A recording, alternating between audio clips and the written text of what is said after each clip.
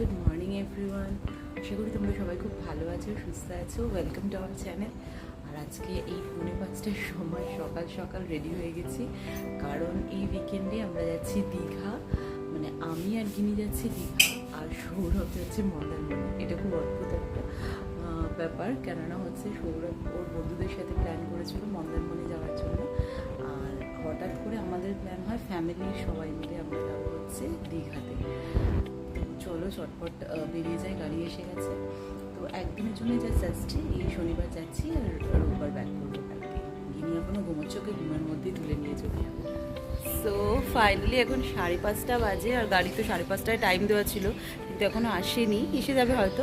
আর গিনিকে ready করে নিয়েছি, ওর একটু মাখানা খাচ্ছে, আর ওকে পুরো রেডি করে নিয়েছি, কারণ উঠেই গেছে যখন, তখন ভাবলাম যে রেডি করে নিই। ভেবেছিলাম যে প্রথমে যে যা পড়েছিল রাতে নাইট স্যুট, ওটা পরেই নিয়ে চলে যাব, কিন্তু এখানে আস্তে আস্তে উঠেই পড়েছিল। আর পাপাইরা অনেকক্ষণ বেরিয়ে গেছে। মাম মাম মাম মাম মাম, ও এখন মা হয়ে গেছে নাকি রে?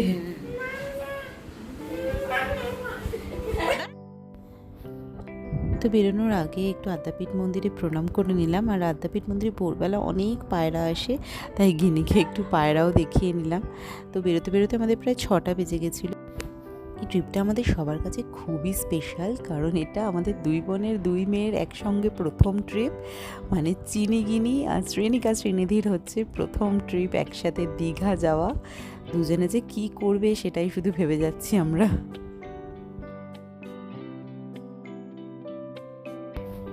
তো দেখতে দেখতে আমরা চলে এলাম কোলাঘাট, আর প্রথম কোলাঘাটেই দাঁড়ালাম এই শ্যামাশ্রী হোটেলে। এখান থেকে একটু ব্রেকফাস্ট করে নেব। আর এই রেস্টুরেন্টের সামনে বেশ অনেকটা ওপেন জায়গা ছিল। গিনি তাতে খুব মজা করে দৌড়ে বেরিয়েছে যতক্ষণ না খাবারটা আসছিল। আর ব্রেকফাস্টে আমরা নিয়েছিলাম দোসা কিছুজন, আর বাকিরা নিয়েছিল রুটি আর তড়কা। দোসাটা তো খুবই ভালো খেতে ছিল, আর তড়কাটা তবে একটু রিচ ছিল। আর গিনিদেরও এখানে ব্রেকফাস্ট করিয়ে নিয়েছিলাম, আর চিনিও দুধ খেয়ে নিয়েছিল। আর গিনি একটু দোসাও খেয়েছে, তবে দুটো বাচ্চাই পুরো ট্রিপে খুব কোঅপারেট করেছে। গিনি গানের তালে তালে নাচছে, চিনিও ওদিকে খুব খুশি, আর মা আর বোনও সেই সুযোগে নাচছে। গিনির তো গান পেলেই হলো, ওর নাচ স্টার্ট হয়ে যায়। এই রাস্তাটা খুব সুন্দর, সবুজে ঘেরা, আর মাঝে ওরা কিছুক্ষণ একটু ঘুমিয়েও নিয়েছিল, তাই বেশ ফ্রেশ হয়ে গেছে। তো ফাইনালি আমরা এন্টার করছি দীঘাতে। আর আমরা এখানে নিয়েছিলাম এজিএম গ্র্যান্ড হোটেল, নিউ দীঘাতে। তো এটা হলো আমাদের হোটেল, আর সামনেটা বেশ সুন্দর সাজানো গোছানো ছিল, আর একটা বড় লবি এরিয়া ছিল। আর দেখো বাচ্চা এলে কত লাগেজ হয়। তো ফাইনালি আমরা রুমের পথে যাচ্ছি। সো ফাইনালি এখন বাজে 11:30, আর আমরা পৌঁছেছি, এবার রুমে চেক ইন করব। তো এটা হলো মা বাপি আমার আর গিনির রুম নাম্বার 206।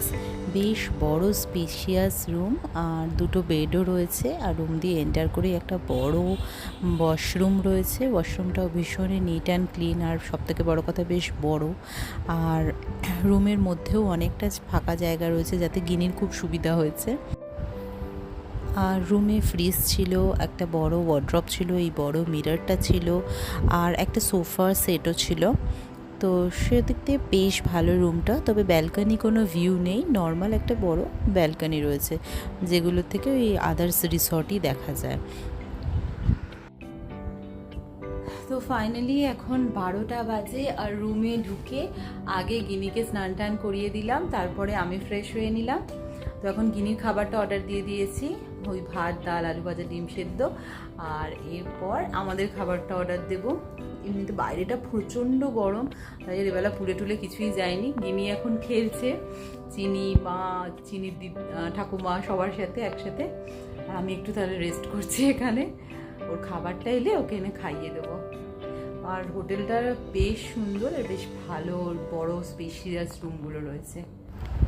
তো তো গিনির খাবার এসে গেছে। এখানে সব কিছুই একটা হোল পোর্শন অর্ডার করতে হয়। তো আমি ওর প্রেশার কুকার ক্যারি করছি, ওর চাল ডালও ক্যারি করছি। তো কিচেনে বললো ওরা অল্প করে বানিয়ে দেবে। তো আজকে এবেলাটা এটাভাবেই ম্যানেজ করে নিলাম। পরের বার থেকে ওকে খাবার বানিয়ে দেবে কিচেন থেকে, আমি সব জিনিস দিয়ে দেবো। এখন খেয়ে দিয়ে দিদা দাদুর সাথে খেলা চলছে। সো দুপুরবেলা গিনিকে খাইয়ে তারপর আমরা সবাই খেয়ে দিয়ে নিয়েছিলাম। এত টায়ার্ড ছিলাম যে সবাই ঘুমিয়ে পড়েছিলাম। সবাই ভালো একটা বেশ রেস্ট নিয়ে ফ্রেশ হয়ে গেছি। এখন 4:45 মতো বাজে। গিনিকে এবার একটু কিছু খাইয়ে দাইয়ে তারপর আমরা বেরোবো, সবাই ওল্ড দীঘাতে যাব। দেখি চিনি কি করছে, একবার দেখবো ও উঠেছে কিনা। তো সকালে এসে থেকে তো আর গরমের জন্য পুল সাইডে আসাই হয়নি। ওদের রুফটপ পুল খুব সুন্দর লাগছিল, সানসেট হচ্ছিল, আর এখানে যেহেতু মিউজিক বাজছিল গিনির তো খুব আনন্দ। তো আমরা সবাই নিচে এসে গেছি। এই লবি এরিয়াটা একটু টাইম স্পেন্ড করছি। এই লবি এরিয়াটা এত সুন্দর, ওরা ফটোজেনিকভাবে সাজিয়ে রেখেছে না, যে এখানেই আমরা প্রচুর ফটো তুলেছি। আর গিনি তো সারাক্ষণ দৌড়ে গেছে এত বড় একটা ওপেন স্পেস পেয়ে।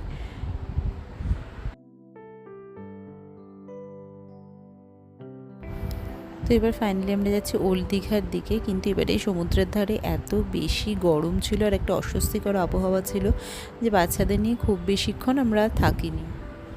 তো এখন বাজে রাত 8টা। আর আমরা এই আধা ঘন্টা মতো আগে চলে এসেছি। যিনি এখানে দুষ্টুমি করছে ঘরের মধ্যে, কারণ বাইরে এত গরম, মানে সমুদ্রের ধারেও এমনকি কোনো হাওয়া নেই, এতটাই গরম লাগছে। ওই জন্য আমরা ভাবলাম যে রুমে ব্যাক করে যাই আর এখানেই রাতের ডিনারও করে নেবো। তো বোন আর কৌস্তব একটু বেরিয়েছে, আমরা সবাই ঘরেই রয়েছি। চিনি খেলছে ওর দাদুর সাথে, আর গিনি এই দিদুনের সাথে দুষ্টুমি করছে। আর রুমের অবস্থাও খুব যাচ্ছে তাই একেবারে। তো আজকে এখন বাজে সকাল 6টা। উঠে তো পড়েছি অনেকটা আগেই, 5:30 নাগাদ। তো 5টা 5:30 নাগাদ উঠে পড়েছি। গিনি এখনও ঘুমোচ্ছে। মারা সবাই মিলে গেল বিচের ধারে। আমি আর বোন যাইনি, যেহেতু ও ঘুমোচ্ছে বলে দুটো বাচ্চাই। বাকিরা সবাই বিচের ধারে গেছে। আর বাইরেটা এত গরম না, তাই বাচ্চাদের খুব একটা নিয়েও যাচ্ছি না। একটা অদ্ভুত মানে গুমোট টাইপের গরম, ওই জন্য খুব একটা বাচ্চাদের নিয়ে যাচ্ছে না। দেখি কিনে যদি একটু পরে ওঠে তো ইচ্ছা আছে একবার একটু সামনেটায় যাব। ওর ওঠার উপর ডিপেন্ড করছে, কারণ আবার আজকেই এতটা জার্নি করে ফিরতে হবে। তো যাতে জার্নিতেও স্মুথ যেতে পারে তার জন্য খুব একটা বেশি প্রেশার দিচ্ছি না ওঠার জন্য। আজকে যদি এখানে স্টে করতাম তাহলে ওকে উঠিয়ে নিতাম সকাল সকাল। এখন ও যখন উঠবে তখনই তাহলে নিয়ে যাব। মাম্মাম, গুড মর্নিং। যাবে সমুদ্র দেখতে? যাবে টাটা? যাবে টাটা? টাটা যাবে তুমি? হ্যাঁ, তাহলে তো ফ্রেশ হয়ে নিতে হবে, রেডি হতে হবে, তাই না?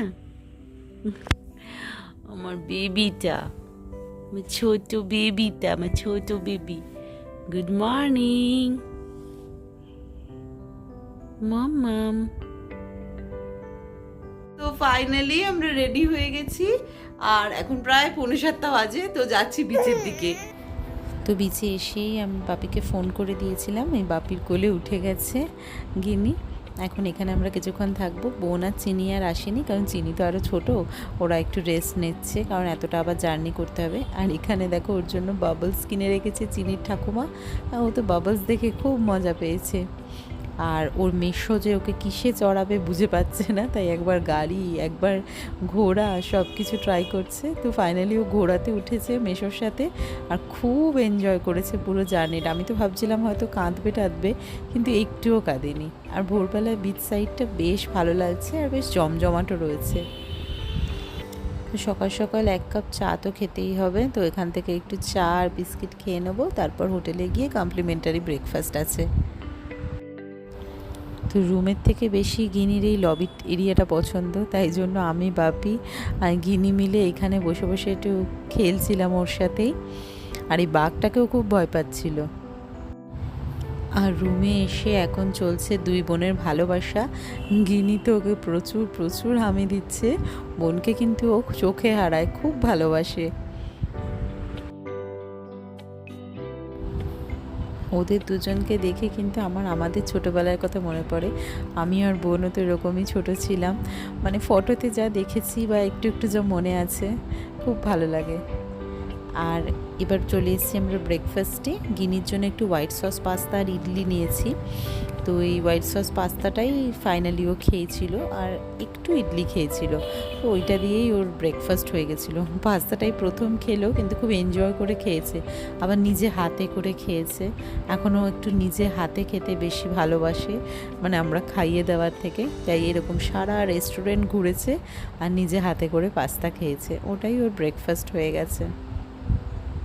আর আজকে ব্রেকফাস্ট বুফেতে অনেক কিছুই ছিল, ফল ছিল, যেরকম চা, কফি, দুধ থাকে, cornflakes, butter toast, jam toast, এছাড়া ছিল ইডলি, বয়েলড এগ, আর হোয়াইট সস পাস্তা, সুজি, আর তাছাড়াও ছিল সাম্বার চাটনি, তো ইডলির সাথে ছিলই, আর ভাড়া ছিল, মেদু ভাড়া, আর এছাড়া ছিল প্লেন স্যান্ডউইচ আর পরাঠা। তো এই জাস্ট ব্রেকফাস্ট কমপ্লিট হলো। ব্রেকফাস্ট ব্রেকটা বেশ ভালো ছিল। আর গিনি আজকে হোয়াইট সস পাস্তা খেয়েছে, মানে আমি তো অবাক হয়ে গেছি দেখে। ওটা বেশ এনজয় করে খেয়েছে। আর ডিম নিয়ে নিয়েছি, আর ওর ভাতটা আবার রেডি করে দিয়ে দেবো, ওরা প্রেশার কুক করে নেবে। আর এখন যাচ্ছি, মা আর বাপির কাছে রয়েছে গিনি। তো গিনি চিনি দুজনেই এখন মা আর বাপির কাছে রয়েছে, তো সেজন্য আমি খেয়ে নিয়ে ফাটাফাটি এবার চলে গেলাম। বাকিরা ওদেরও মোটামুটি খাওয়া শেষ হয়ে গেছে। ব্রেকফাস্ট ব্রেকটা বেশ ভালো ছিল। আর গিনি আজকে খেয়েছে white sauce pasta, first time মোটামুটি। চিজও খাই, ওই জন্য দিতে অসুবিধা হয়নি। তো আবার একটু সবাই মিলে পুলের ধারে চলে এসেছি। আর প্রচণ্ড রোদ ছিল, বাট তাও গিনি খুব এনজয় করছিল।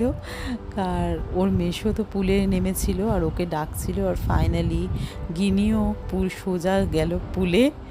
আমি অবাক হয়ে যাই যে ও একটু জলে টলেও ভয় পায় না, এত এত আনন্দ করেছে মেশনের সাথে।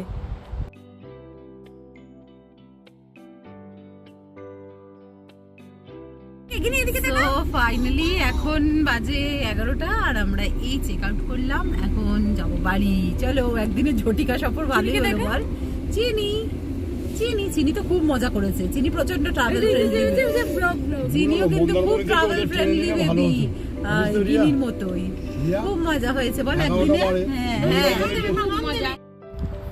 সত্যি কথা বলতে এই ট্রিপটা আরও বেশি এনজয় করতে পেরেছি, তার কারণ বাচ্চা দুটো খুব এনজয় করতে পেরেছে, ওদের কোনো প্রবলেম হয়নি।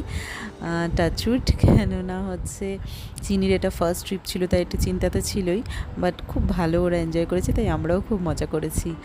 আর ফেরার পথে একটু লাঞ্চ সেরে নিচ্ছি আমরা। তো কোলাঘাটের কাছে এটা একটা রেস্টুরেন্ট, তো ওই ভেজ থালি আর মাছ নেওয়া হয়েছিল আলাদা করে। এছাড়া আমরা চিলি চিকেন ফ্রাইড রাইস নিয়েছিলাম, কৌস্তব নিয়েছিল চিকেন ভর্তা আর নান। তো ওদের বাইরেটা খুব সুন্দর একটা দোলনা ছিল, সেখানে চিনির ঠাকুমার সাথে গিনি দুলেই যাচ্ছে। মা আর কাকিমা আর লাঞ্চই করেনি, কারণ ওদের এত হেভি ব্রেকফাস্ট হয়ে গেছিলো। আর সব থেকে দেখো, ফেরার পথেই ওর পাপার সাথে ওর দেখা হয়ে গেল, কারণ ওরাও এইখানেই মন্দারমণির থেকে লাঞ্চ করতে এসেছিল। আমরা ফোনে কন্ট্যাক্ট করে নিয়েছিলাম। তো ফাইনালি ট্রিপ ওভার দুই বোনের। আর চলে এসেছি বাড়িতে। গিনির পাপা গিনির জন্য এই ফ্রুটসগুলো কিনে নিয়ে এসছে, তো ওইটা নিয়েও খেলছে। তোমরা জানিও তোমাদের আজকের এই ব্লগটা কেমন লাগলো। ভালো লাগলে please do like, comment, share and subscribe to our channel.